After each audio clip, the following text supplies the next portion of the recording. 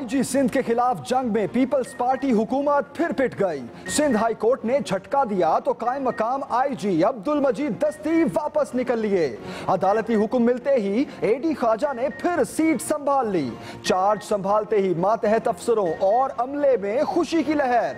मिठाई तकसीम हुई। सुप्रीम कोर्ट फैसला दे चुकी है कि आईनी फैसले काबीना के जरिए किए जाएं। खिलाफ वर्जी क्यों हुई, जवाब तलब। पुलिस चीफ जो है सूबे का अपॉइंट करने का आइन के तहत भी और जो पुलिस एक्ट 1861 है उसके तहत भी सूबाई हुकूमत का है। जो भी कोर्ट का ऑर्डर होगा हम उसको कंप्लाई करेंगे, इसमें कोई दो राय नहीं है। अदालती महाज पर शिकस्त। वज़ीर आला मुराद अली शाह ने फैसला तस्लीम करने का ऐलान कर दिया। कहते हैं आइन के तहत पुलिस चीफ की तैनाती सूबाई हुकूमत का हक है। ऑपोजिशन ने पोजीशनें लिए रखी। वसीम अख्तर ने आड़े हाथों लिया। बोले एक सूबे में 2 आईजी बैड गवर्नेंस की मिसाल है। इमरान इस्माइल ने कहा एडी ख्वाजा करप्ट सेटअप में सेट नहीं हो रहे थे, इसलिए हुकूमत हटाना चाहती है।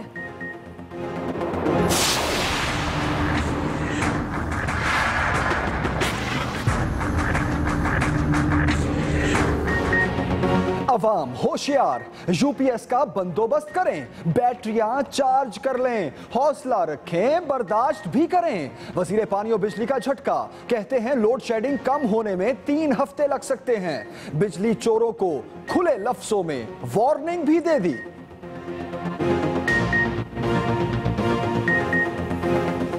जो आप लोड शेडिंग की कहते हैं ना 8 घंटे 10 घंटे 12 घंटे आइंदा भी होगी, ये जारी और सारी रहेगी। और हमने ऐसे भी इलाके हैं जिनको डी इलेक्ट्रीफाई कर दिया है। हमने वहां से ट्रांसफार्मर उतारनी है। चोरों का जो है मस्कन सिर्फ एक सूबा नहीं है, सारे सूबों में मौजूद है। हमें क्या जरूरत पड़ी है डील करने की? पीपल्स पार्टी वालों ने खुद अपने आप को फारग कर लिया हुआ, हमें डील करने की जरूरत? फारग लोगों के साथ डील करने की अल्लाह ना करे, हमें क्या जरूरत है?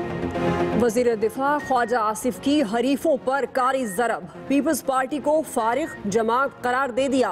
साबिक आर्मी चीफ के हवाले से कहा राहिल शरीफ की बाज़ाब्ता दरख्वास्त पर सऊदी इत्तेहाद में शमूलियत पर अमल दरामद का आगाज होगा। गैर मुल्की फंडिंग केस में तहरीके इंसाफ और इलेक्शन कमीशन फिर आमने सामने। इमरान खान ने दायरा समात को चैलेंज कर दिया। क्या हमें हमेशा की तरह गालियां पड़ती रहेंगी? हमारे पास इख्तियारात नहीं हैं तो हम फिर इलेक्शन कैसे करा सकते हैं?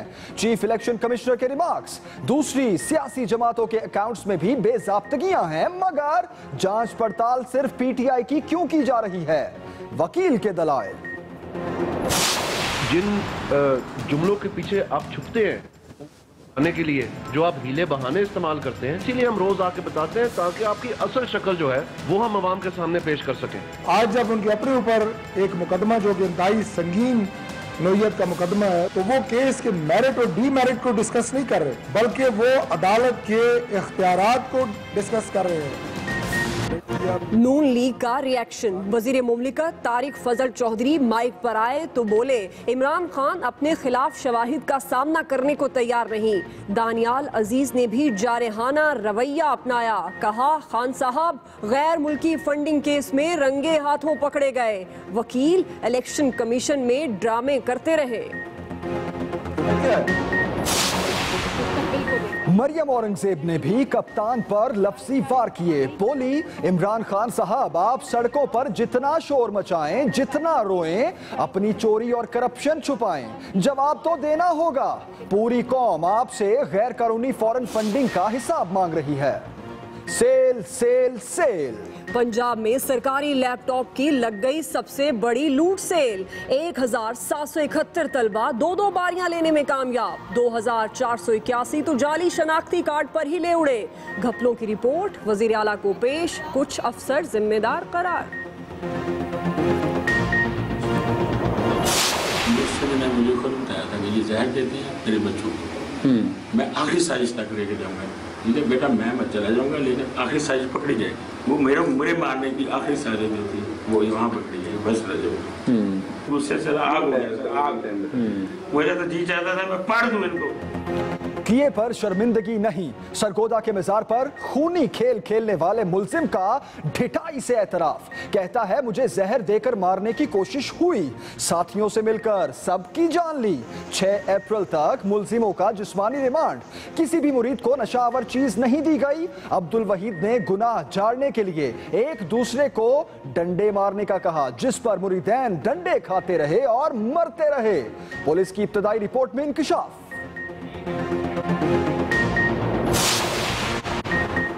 ऑरेंज ट्रेन लाइन मंसूबा केस सुप्रीम कोर्ट में अब रोजाना की बुनियाद पर समाअत होगी।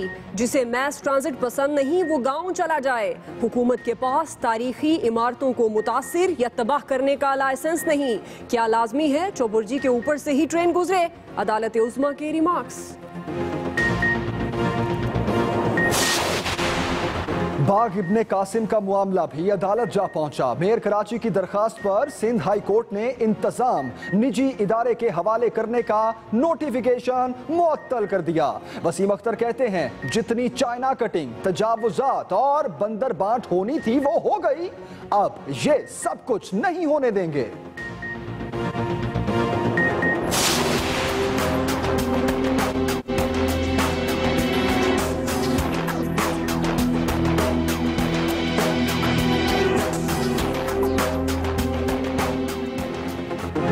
तब्दीली आ नहीं रही, तब्दीली आ गई है। पंजाब पुलिस की 50 साल पुरानी काली वर्दी से जान छूट गई।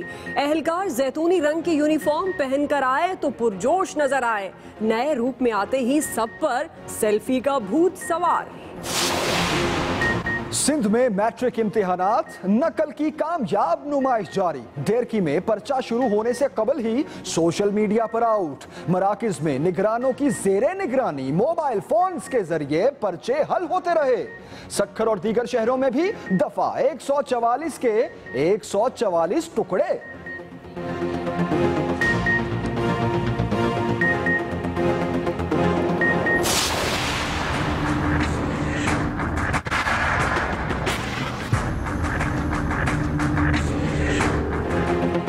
साबिक वजीर आजम जुल्फिकार अली भुट्टो की 38वीं बरसी कल मनाई जाएगी। सिंध में आम तातील का ऐलान। पीपल्स पार्टी ने गढ़ी खुदा बख्श में पावर शो की तैयारियां मुकम्मल कर ली। चेयरमैन बिलावल भुट्टो जरदारी और आसिफ जरदारी खिताब करेंगे। पार्टी रहनुमा पहुंचना शुरू। वजीर आला मुराद अली शाह ने वजीरों के हमरा मजार पर हाजिरी दी।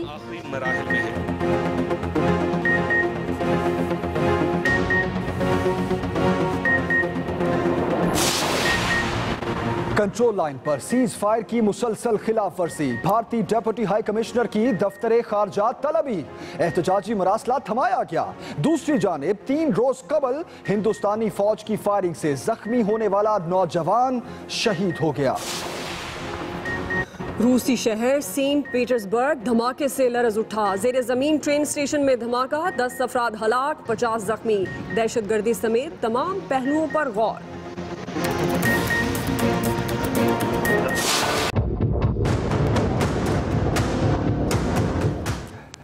बुलेटिन का आगाज होगा बड़ी खबर से। सिंध हुकूमत को अदालती झटका। आईजी सिंध एडी ख्वाजा वापस आ गए। ओहदे का चार्ज दोबारा संभाल लिया। बहाली पर पुलिस हेड ऑफिस में खुशी की लहर दौड़ गई। आईजी कौन? सिंध सरकार अदालती जंग हार गई। आईजी की वापसी। सिंध हाई कोर्ट ने एडी ख्वाजा को बहाल कर दिया। हेड ऑफिस में खुशी की लहर दौड़ गई। कायम मुकाम आईजी अब्दुल मजीद ने दफ्तर खाली कर दिया। जाते हुए अपनी कुर्सी भी साथ ले गए।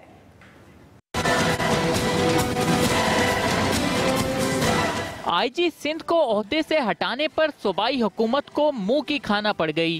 सिंध हाई कोर्ट ने एडी ख्वाजा को फिर आईजी की सीट पर बिठा दिया। अदालत का हुक्म मिलते ही एडी ख्वाजा ओहदे का चार्ज दोबारा संभालने पुलिस हेड ऑफिस पहुंचे तो मातहत अफसरान और अमले में खुशी की लहर दौड़ गई। सब ने मिलकर बॉस का पुरजोश इस्तकबाल किया और मिठाई भी तकसीम की। आईजी सिंध ने ऑफिस में मामूल के काम निपटाए और नेशनल मैनेजमेंट कोर्स के शुरा से मुलाकात भी की। इधर एडी ख्वाजा के ऑफिस पहुंचने से पहले ही सरदार अब्दुल मजीद ने ऑफिस खाली कर दिया और जाते जाते अपनी कुर्सी साथ ले गए। इससे पहले सिंध हाईकोर्ट ने आईजी पुलिस एडी ख्वाजा को हटाने का नोटिफिकेशन मुअत्तल किया और हुक्म दिया कि आइंदा समाअत तक इन्हें ओहदे पर बरकरार रखा जाए। इस वक्त अगर दस्ती साहब एज आईजी एक्ट कर रहे हैं तो वो इन कंटेम्प्ट ऑफ कोर्ट हैं और एडी ख्वाजा साहब को इमीडिएटली, लफ्ज इस्तेमाल किया है कोर्ट ने, इमीडिएटली जो है उनको अपनी पोस्ट संभाल लेनी चाहिए। अदालत ने रिमार्क्स दिए, सुप्रीम कोर्ट फैसला दे चुकी है कि आईनी फैसले काबीना के जरिए किए जाएं। बताया जाए अदालती हुक्म की खिलाफ वर्जी क्यों की गई। केस की मजीद समाअत 6 अप्रैल को होगी। Nasir Bhatt, Express News, Karachi. IG Sindh AD Khawaja को हटाने के मामले पर पीटीआई और मेयर कराची ने सिंध हुकूमत को खूब आड़े हाथों लिया। वसीम अख्तर कहते हैं कि सूबे में 2 आईजी बैड गवर्नेंस की मिसाल है। इमरान इस्माइल ने कहा कि एडी ख्वाजा करप्ट सेटअप में सेट नहीं हो रहे थे। मजीद तफसीलात देखिए इस रिपोर्ट में। सिंध हुकूमत ने एडी ख्वाजा को आईजी के ओहदे से हटाया तो अदालत ने एडी ख्वाजा को बहाल कर दिया। सिंध के वजीर आला सैयद मुराद अली शाह ने अपनी हुकूमत का मौकिफ 2 टोक अल्फाज में बयान कर दिया। पुलिस चीफ जो है सूबे का अपॉइंट करने का आइन के तहत भी और जो पुलिस एक्ट 1861 है उसके तहत भी वो सूबाई हुकूमत का है। जो भी कोर्ट का ऑर्डर होगा हम उसको कंप्लाई करेंगे। सिंध हुकूमत की जानिब से एडी ख्वाजा को ओहदे से हटाए जाने पर अपोजिशन की जानिब से शदीद रद्द-ए-अमल सामने आया है। सबसे बड़ी बैड गवर्नेंस आपके सामने है जो कि 2 दिन से अखबारों में आ रही है। सिंध में 2 आईजी आ गए, मतलब इससे ज्यादा बैड गवर्नेंस हो नहीं सकती। एडी ख्वाजा इस सिस्टम में सेट नहीं हो रहा और होगा भी नहीं। एडी ख्वाजा वो आदमी है जो बार बार निशानदेही कर रहा है कि जो बड़े चोर लुटेरे हैं वो असेंबली के अंदर बैठे हैं, तो वो बार बार ये अटेम्प्ट कर रहे हैं कि एडी ख्वाजा को किसी तरह भगा दें। एडी ख्वाजा को हटाने के मामले पर सिंध हुकूमत को तनकीद का सामना है। अब देखना है कि सिंध हुकूमत इस पर क्या हिकमत अमली इख्तियार करती है। खबरदार, होशियार, लोड शेडिंग कम होने में 3 हफ्ते लग सकते हैं। अहम खबर आपको दे रहे हैं। वजीर पानी और बिजली ख्वाजा आसिफ का कहना है कि जहां बिजली चोरी होगी वहां लोड शेडिंग जरूरी होगी। उन्होंने खबरदार कर दिया और कहा कि जिन इलाकों में बिजली चोरी हो रही है वहां से ट्रांसफार्मर्स भी उतारे जाएंगे।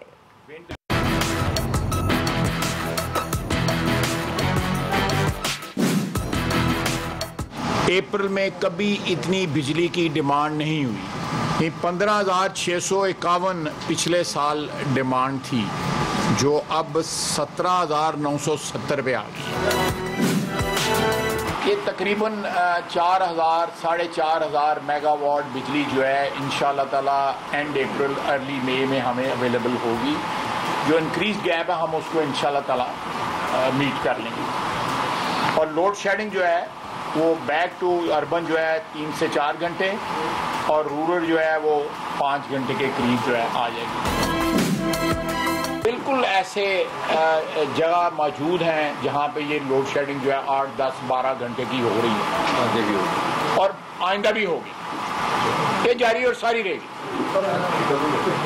ये जारी और सारी रहेगी। और हमने ऐसे भी इलाके हैं जिनको डी इलेक्ट्रीफाई कर दिया है। वो आप भी तो कुछ मेहनत करें ना, मुझे नहीं है सारे सवाल पूछे। हमने उनको डी इलेक्ट्रीफाई कर दिया, हमने वहां से ट्रांसफार्मर उतार दिए। पैसे नहीं देते, चोरी करते हैं। सारे सूबों में है, सारे सूबों में ये इलाके हैं। ये किसी चोरों का जो है मस्कन सिर्फ एक सूबा नहीं है। वफाकी वजीर और मुस्लिम लीग नून के रहनुमा ख्वाजा आसिफ ने कहा है कि हुकूमत को पीपल्स पार्टी जैसी फारिग जमात से डील करने की जरूरत नहीं। साबिक आर्मी चीफ के हवाले से उनका कहना था कि जनरल राहील शरीफ की बाज़ाब्ता दरखास्त पर सऊदी इत्तेहाद में शमूलियत पर अमल दरामद का आगाज होगा। वो एक्सप्रेस न्यूज के प्रोग्राम कल तक में गुफ्तगू कर रहे थे जो आज रात 10:03 पर पेश किया जाएगा। खाई साहब ये फरमाइएगा, ये जो पीटीआई की तरफ से बार बार कहा जाता है कि पाकिस्तान पीपल्स पार्टी और आपके दरमियान कोई डील चल रही है, कोई मुकमका चल रहा है, कोई इंश्योरेंस पॉलिसी आप एक दूसरे की, वो पंजाब आके बैठे हुए आप सिंध जा रहे हैं, तो ये कहां तक दुरुस्त है? हमें क्या जरूरत पड़ी हुई है डील करने की? पीपल्स पार्टी वालों ने खुद अपने आप को फारग कर लिया हुआ, हमें डील करने की जरूरत है? फारग लोगों के साथ डील करने की अल्लाह ना करे, हमें क्या जरूरत है? जनरल राहील शरीफ साहब के लिए एनओसी जारी हो चुका है या नहीं होगा? कंफ्यूजन है अभी तक। नहीं, मैं देखें, उन्होंने हमें कहा जनरल राहील शरीफ की जो खिदमात हैं वो हमें मुस्तार चाहिए। सऊदी अरब ने हमने उनको कहा जी कि ठीक है सर, उन्होंने लिख के भेजा, उन्होंने लिख के भेजा, हमने लिख के जवाब दिया कि जी जनरल रहील शरीफ साहब जो हैं जब भी सर्विसेज आपकी जरूरत होगी वो अवेलेबल होंगे। तो आप यानी वो आप इसको एनओसी कहते हैं? नहीं, ये एनओसी नहीं है, ये तो हमारा एक प्रिंसिपल डिसीजन है जो हो चुका है। अब जनरल रहील अप्लाई करेंगे मिनिस्ट्री ऑफ डिफेंस को, हमारे अपने रूल्स हैं मिनिस्ट्री ऑफ डिफेंस के जिसके तहत हम लोगों को इजाज़त देते हैं कि ये मिनिस्ट्री के अपने रूल्स हैं कि 2 साल के अंदर वो कहीं भी जाना चाहें, मुलाजमत इख्तियार करना चाहें, उनको क्लियरेंस लेनी पड़ती है। वो क्लियरेंस के लिए अप्लाई करेंगे, उसके बाद जो है वो तो ये फैसला उनकी एप्लीकेशन के बाद होगा और अभी तक एप्लीकेशन जनरल राहील शरीफ की नहीं आई आपको? उनकी एप्लीकेशन आ जाए या सऊदी अरेबियन गवर्नमेंट हमें लिखे कि जी आप प्रोसेस स्टार्ट करें। बड़ी खबर देंगे आपको। गैर मुल्की फंडिंग केस पर इलेक्शन कमीशन और पाकिस्तान तहरीक-ए-इंसाफ एक बार फिर आमने सामने। Election commission party funding case नहीं सुन सकता, पीटीआई ने दायरा इख्तियार चैलेंज कर दिया। पीटीआई के वकील ने सवाल उठाया कि दूसरी सियासी जमातों के अकाउंट्स में भी बेजाब्तगियां हैं, जांच सिर्फ पीटीआई के फंड्स की क्यों? गैर मुल्की फंडिंग केस ने इलेक्शन कमीशन और पाकिस्तान तहरीक-ए-इंसाफ को एक बार फिर आमने सामने ला खड़ा किया है। तहरीक इंसाफ के वकील अनवर मंसूर ने इलेक्शन कमीशन के दायरा समात को दोबारा चैलेंज करते हुए कहा है, पहले ये तय किया जाए ये केस इलेक्शन कमीशन के दायरा समात में है भी या नहीं। इस पर चीफ इलेक्शन कमिश्नर ने रिमार्क्स दिए, अगर केस दायरा समात में नहीं तो क्या हमें हमेशा की तरह गालियां पड़ती रहेंगी? अगर हमारे पास इख्तियारात नहीं हैं तो फिर इलेक्शन हम कैसे करा सकते हैं? वकील पीटीआई अनवर मंसूर ने दलाइल दिए, इलेक्शन कमीशन कतई तौर पर कानूनी अदालत नहीं और इसे ऐसी शिकायत वसूल करने का दायरा इख्तियार भी नहीं। पीटीआई वकील ने मजीद कहा, दूसरी सियासी जमातों के अकाउंट्स में भी बेज़ाब्तगियां हैं, मगर जांच पड़ताल सिर्फ पीटीआई के फंड्स की क्यों की जा रही है? ये वो इमरान खान है जब एक वक्त था कि इमरान खान अगर झूठ भी बोले तो लोग सच समझते थे। आज इस हद तक जा चुका है कि अब सच भी बोलेगा तो लोग कहेंगे ये झूठ बोलता है, सफेद झूठ बोल रहा है। बुनियादी तौर पे नकेल जो है वो पहनी हुई जो है वो अकबर एस बाबर ने है, लेकिन उस नकेल को पकड़ा हुआ है आपके नून लीग के मीडिया सेल और आपके आले शरीफ ने और मोहतरमा मरियम नवाज साहिबा ने। इलेक्शन कमीशन मंगल को भी केस की मजीद समाअत जारी रखेगा और दरखास्त गुजार के वकील अपने दलाइल मुकम्मल करेंगे। Faheem Akhtar, Express News, Islamabad. वजीर मुमलिकत तारिक फजल चौधरी कहते हैं, बेजा तनकीद की गई मगर सबर का दामन हाथ से न छोड़ा। वजीर आजम ने अपना इस्तिस्ना भी छोड़ दिया, जबकि मुस्लिम लीग नून के रहनुमा दानियाल अजीज का कहना है कि इमरान खान के खिलाफ फॉरेन फंडिंग का केस पनामा से पहले का दर्ज है।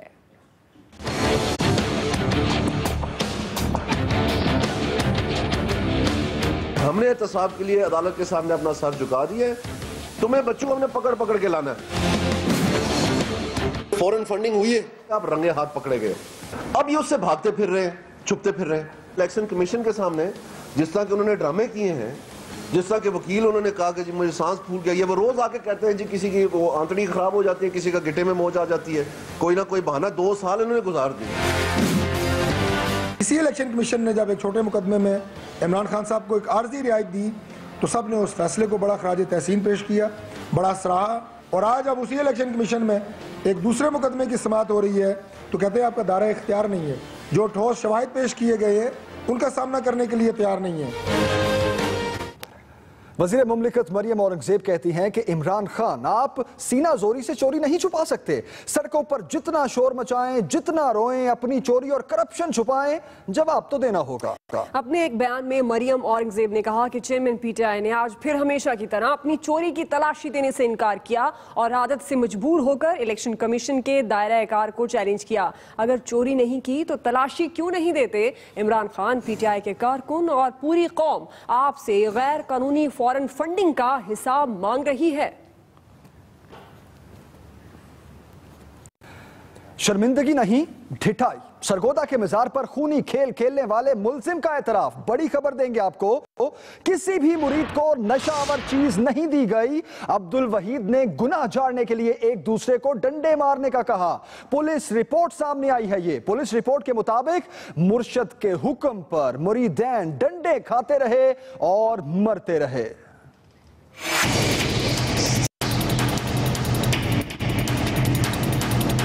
सरगोदा के गांव 95 शिमाली में खून की होली खेलने वालों को कटहरे में खड़ा कर दिया गया। 20 अफराद के कत्ल केस में गिरफ्तार मुलजिम अब्दुल वहीद और उसके 2 साथियों को पुलिस कड़े पहरे में अदालत लाई, जहां मुख्तसर दलाइल सुनने के बाद अदालत ने मुलजिमों को 3 रोजा जिस्मानी रिमांड पर पुलिस की तहवील में दे दिया। दूसरी तरफ जाए वकुआ से तमाम शवाहिद इकट्ठे करके फोरेंसिक लैब लाहौर भिजवा दिए गए हैं। संगीन नौयत के इस मुकदमे के लिए पुलिस ने जहां JIT बनाने की दरखास्त की है, वहीं इब्तदाई तफ्तीशी रिपोर्ट भी आला हुकाम को भिजवा दी है।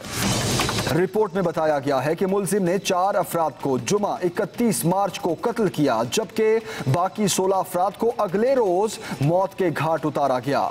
मरने वालों को किसी किस्म की नशावर चीज नहीं दी गई। मुरीदैन को गुनाह बख्शवाने के लिए एक दूसरे को मारने का हुक्म दिया गया और वो तामील करते रहे। रिपोर्ट में बताया गया है कि मरकजी मुलजिम के ड्राइवर के मुताबिक अब्दुल वहीद पहले भी नशा करके मुरीदैन को तशद्दुद का निशाना बनाता था, मगर अकीदतमंद खामोश रहते थे। Nadeem Khan, Express News, Sargodha. सरगोदा में 20 मुरीदों को कत्ल करने वाले पीर अब्दुल वहीद को अपने किए पर कोई पशेमानी नहीं, ढिठाई से कत्ल का एतराफ भी कर लिया। सर गुस्सा है और आग बढ़ गया मैं, जैसे सलाद होता है, दिचाल होता है। फिर मैंने एक को फैट के एक डंडा ही काफी होता था, बड़ा सा डंडा फुट जाता, ऊपर फेंक दो, फिर बैठ जाओ, ऊपर से कुछ तो मैंने उधर ही मारे, मैंने इधर से फेंक दिया। और भी किसी ने इनको मारने में और भी किसी ने आपकी मदद की है? सर ये बच्चा था, मैं अगर बाहर था तो मैं मारता था, बच्चा फेंक देता था, 1-2 डंडे मार के बाद फेंक देता था, ये ड्राइवर ले जाता था। नहीं, मैं तो गुस्से से आग हो गया, आग मेरा तो जी चाहता था मैं पाड़ दूं इनको, मगर मैंने कहा मारूंगा तो मुझे पकड़ने के मारूंगा। ब्रेकिंग न्यूज देंगे आपको। 100 मुकदमात में मतलूब खतरनाक मुलजिम रावलपिंडी में पुलिस हिरासत से फरार हो गया है। अरशद लंगड़ा पर रावलपिंडी, इस्लामाबाद और अटक में मुकदमात दर्ज हैं। आपको बताते चलें कि अरशद लंगड़ा को ऑपरेशन रद्दुल फसाद के दौरान रेंजर्स ने गिरफ्तार किया था। मुलजिम को जुडिशल कॉम्प्लेक्स में पेशी पर लाया गया था। आगे बढ़ते हैं, आपको बताएं सुप्रीम कोर्ट ने ऑरेंज लाइन ट्रेन मंसूबा केस की रोजाना की बुनियाद पर समाअत का फैसला कर लिया। अदालत उस्मा ने रिमार्क्स दिए हैं कि जिस शहर में मैस ट्रांजिट ना हो वो शहर नहीं, जिसे मैस ट्रांजिट पसंद नहीं वो गांव चला जाए। हुकूमत मैस ट्रांजिट मंसूबा तामीर करना चाहती है तो करे, मगर इससे तारीखी इमारतों को नुकसान ना पहुंचे। इसी की तफसीलात बताएंगे इस्लामाबाद से अकील अफजल।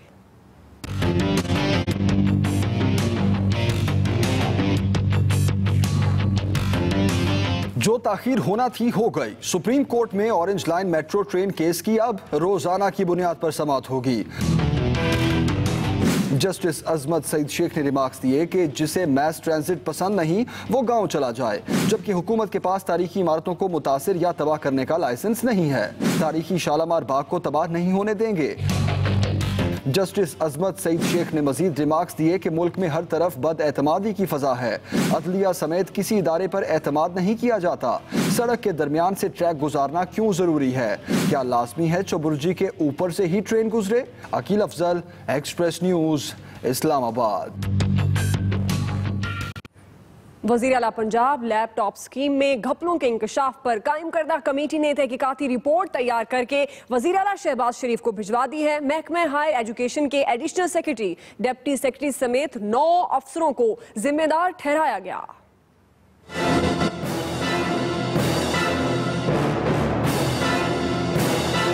वज़ीर आला पंजाब की लैपटॉप स्कीम में घपलों के इंकशाफ पर तहकीकात का हुक्म दिया गया था। इंक्वायरी रिपोर्ट के मुताबिक लैपटॉप तकसीम करते वक्त अफसरान ने मुकम्मल जायजा ना लिया। कमेटी बनाई गई लेकिन बरवक्त इकदामात ना किए गए। लैपटॉप किनको दिए जा रहे हैं ये तय करने के लिए भी मुतलका टैलेंटेड नौजवानों का खोज लगाने के लिए कोई कोशिश नहीं की गई। बनाई गई कमेटी दफ्तर में ही बैठी रही, किसी यूनिवर्सिटी का दौरा ही ना किया। वज़ीर आला पंजाब की कायम करदा रिपोर्ट के मुताबिक पंजाब में 1771 तलबा 2 लैपटॉप लेने में कामयाब हुए। 2481 तलबा के शनाख्ती कार्ड जाली निकले। इस बारे में मजीद कार्रवाई के लिए स्पेशल ऑडिट रिपोर्ट वज़ीर आला पंजाब को भिजवा दी है, जिस पर अमल दरामद जल्द शुरू हो जाएगा। अभी आपको बताएं, सिंध हाई कोर्ट ने बाग इब्ने कासिम का इंतजाम निजी इदारे के हवाले करने का नोटिफिकेशन मुअत्तल कर दिया। मेयर कराची वसीम अख्तर ने सिंध हुकूमत के जारी करदा नोटिफिकेशन को चैलेंज किया था। आपको यह भी बताते चलें कि वसीम अख्तर कहते हैं कि जितनी चाइना कटिंग और बंदर बांट होनी थी हो गई, मजीद नहीं होने देंगे। ऐसा कहना था वसीम अख्तर का।